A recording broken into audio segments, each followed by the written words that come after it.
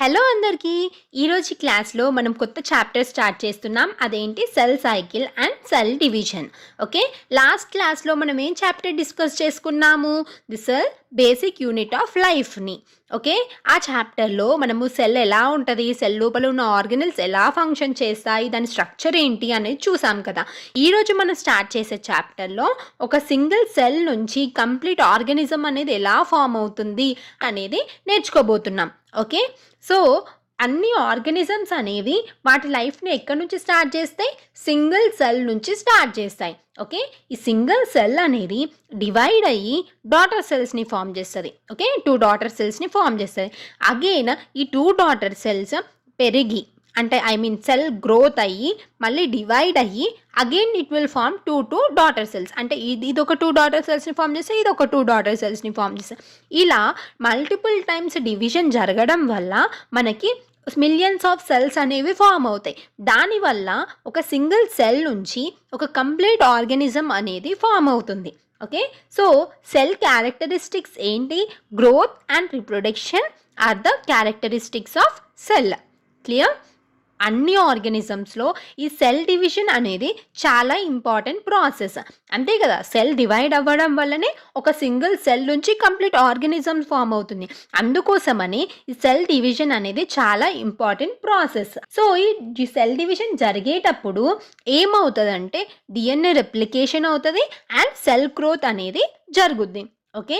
ఈ DNA replication, cell division and cell growth ఈ 3 process అనేవి ఒక సీక్వెన్స్‌లో అండ్ కోఆర్డినేటెడ్ వేలో జరగాలి. అలా జరిగినప్పుడే మనకి మంచి ప్రొజెనీ సెల్స్ అంటే డాటర్ సెల్స్ అనేవి ఫార్మ్ అవుతాయి.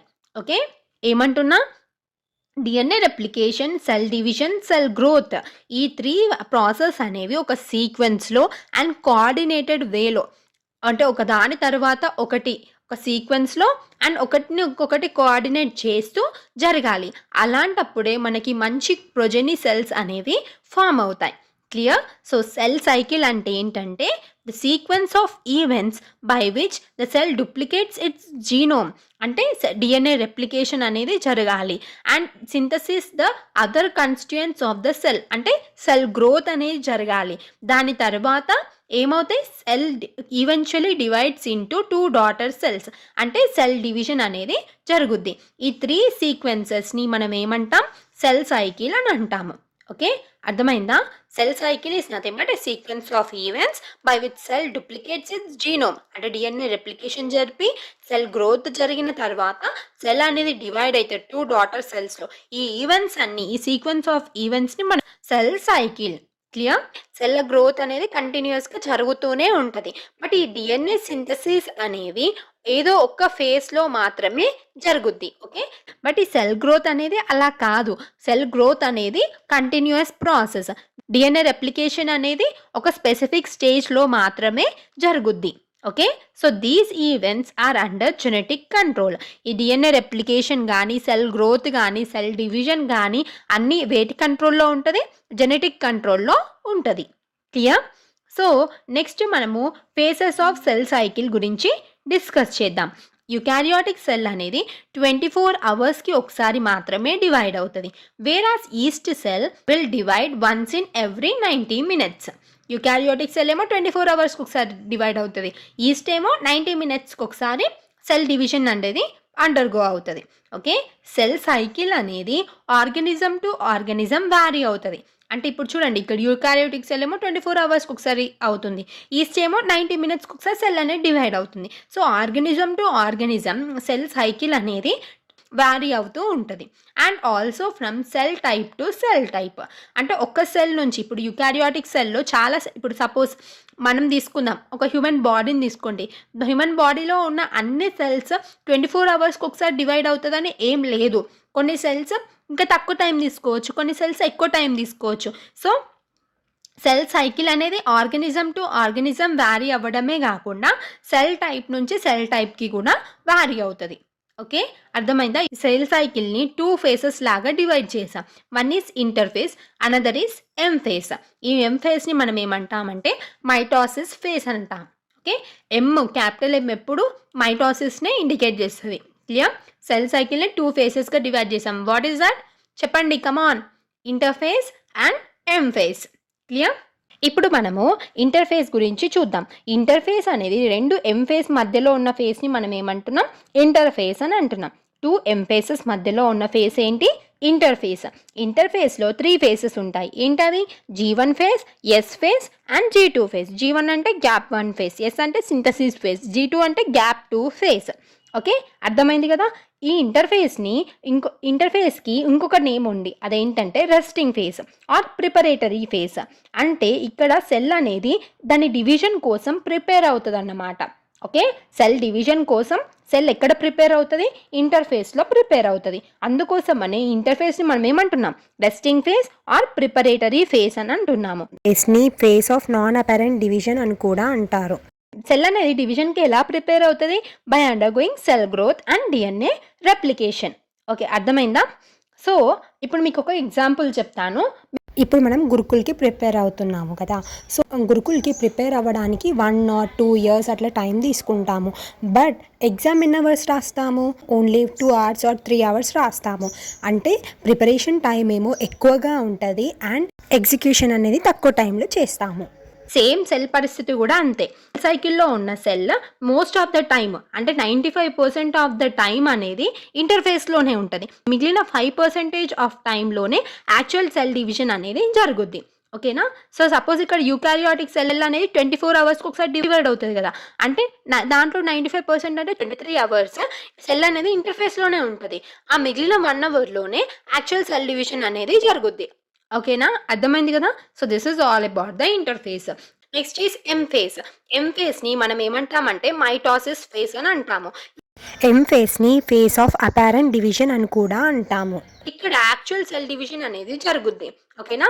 ఈ ఎం ఫేస్లో మనకి 2 ఫేసెస్ కనిపిస్తాయి. One is karyokinesis, another is cytokinesis. ఇక్కడ కెరియో అంటే న్యూక్లియస్, కైనెన్సిస్ అంటే ఏంటి? డివిజన్. ఓకే, అంటే ఇక్కడ ఏం జరుగుద్ది? న్యూక్లియర్ డివిజన్ అనేది జరుగుద్ది. అండ్ ఇక్కడ చూడండి, సెకండ్ ఫేజ్లో సైటోకైనెన్సిస్. అంటే ఇక్కడ సైటో అంటే సైటోప్లాజం, కైనెన్సిస్ అంటే డివిజన్. అంటే ఇక్కడ ఏం డివైడ్ అవుతుంది? సైటోప్లాజం అనేది డివైడ్ అవుతుంది. ఓకేనా? కెరియోకైనెన్సిస్లో డివిజన్ ఆఫ్ న్యూక్లియస్, సైటోకైనెన్సిస్లో డివిజన్ ఆఫ్ సైటోప్లాజం. ఓకే, అర్థమైంది కదా? So this is all about the M phase. ఇప్పుడు మనము ఈ ఇంటర్ఫేస్లో 3 ఫేసెస్ ఉన్నాయని నేర్చుకున్నాం కదా. G1, yes and G2 face. ఈ 3 ఫేసెస్ని ఇన్ డీటెయిల్డ్గా నేర్చుకుందాం. ఓకేనా? ఇప్పుడు మనం G1 ఫేస్ గురించి చూద్దాం. ఈ G1 ఫేస్ అనేది ఎం ఫేస్ అండ్ ఎస్ ఫేస్ మధ్యలో ఉన్న ఫేస్ని మనం G1 ఫేస్ అని అంటున్నాము. ఓకే, ఈ ఫేస్లో ఉన్న సెల్ అనేది మెటబాలికల్గా చాలా యాక్టివ్గా ఉంటుంది అండ్ కంటిన్యూస్గా గ్రో అవుతూ ఉంటుంది. బట్ ఆ సెల్లో ఉన్న డిఎన్ఏ అనేది రెప్లికేట్ అవ్వదు. Okay, so this is about the G1 face. ఈ ఎస్ ఫేస్ని మనము సింథసిస్ ఫేస్ అని అంటాము. అంటే ఏదో సింథసైజ్ అవుతుంది. ఏం సింథసైజ్ అవుతుంది అంటే డిఎన్ఏ అనేది సింథసైజ్ అవుతుంది. ఓకే, ఇక్కడ ఈ ఫస్ట్ ఫేజ్లో సెల్ అనేది మెటబాలికల్గా యాక్టివ్ ఉంది, కంటిన్యూస్గా గ్రో అవుతుంది. బట్ డిఎన్ఏ అనేది రెప్లికేట్ అవ్వట్లేదు కదా. ఆ డిఎన్ఏ అనేది ఎక్కడ రెప్లికేట్ అవుతుంది? ఈ ఎస్ ఫేజ్లో ఆ డిఎన్ఏ అనేది రెప్లికేట్ అవుతుంది. ఓకే, అర్థమైంది కదా?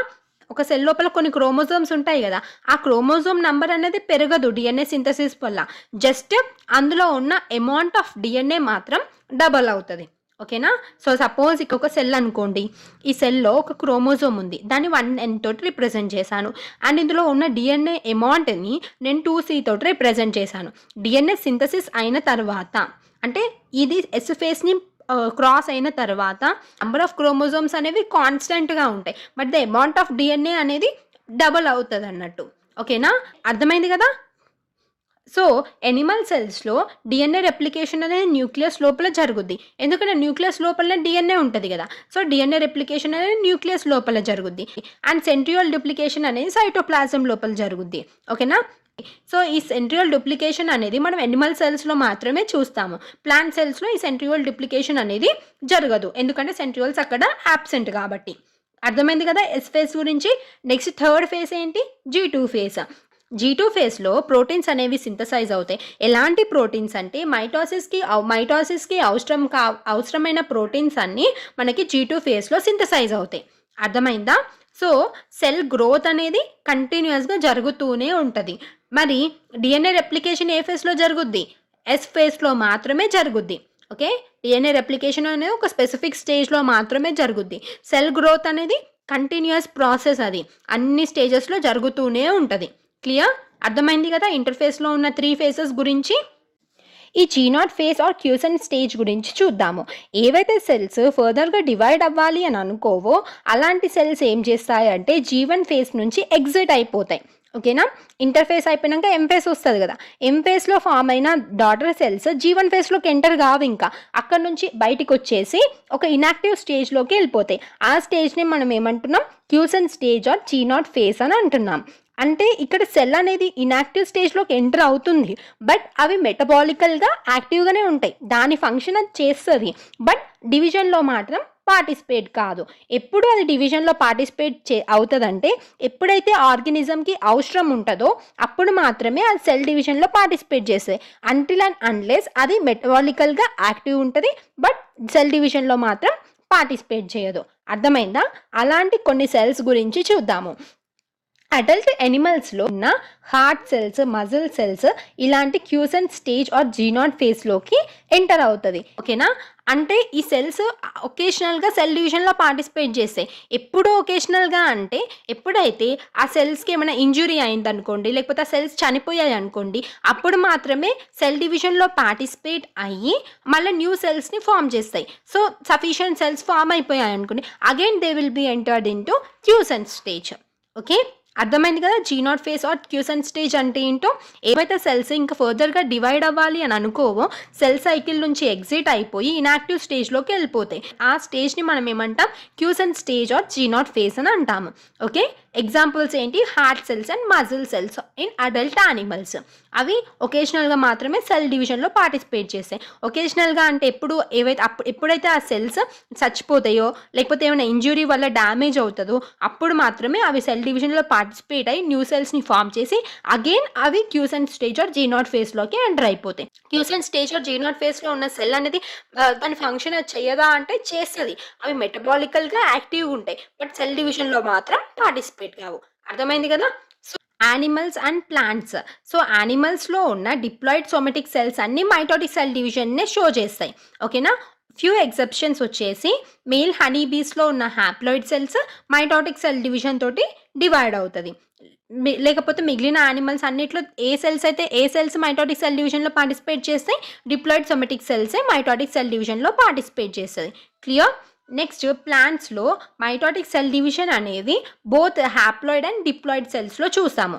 మైటోటిక్ సెల్ డివిజన్ ప్లాంట్ సెల్స్లో ఎక్కడ చూస్తాము, హ్యాప్లాయిడ్ సెల్స్లో చూస్తాము అండ్ డిప్లాయిడ్ సెల్స్లో చూస్తాము. ఒక ఎగ్జాంపుల్ వచ్చేసి in gametophyte stage mitosis seen in haploid cells of bryophytes. అర్థమైంది కదా ఈ టాపిక్. నెక్స్ట్ వీడియోలో మనం మైటోసిస్ గురించి నేర్చుకుందాము. ఎగ్జామ్ నోటిఫికేషన్ వచ్చేసింది, సో సీరియస్గా ప్రిపేర్ అవ్వడం స్టార్ట్ చేయండి. నేను డైలీ వీడియోస్ అప్లోడ్ చేస్తూ ఉంటాను. పెడగాలజీ రిలేటెడ్ వీడియోస్ కూడా త్వరలో రాబోతున్నాయి. Stay tuned. ఈ వీడియో కనుక మీకు యూస్ఫుల్ అయితే తప్పకుండా ఛానల్ని సబ్స్క్రైబ్ చేసుకోండి.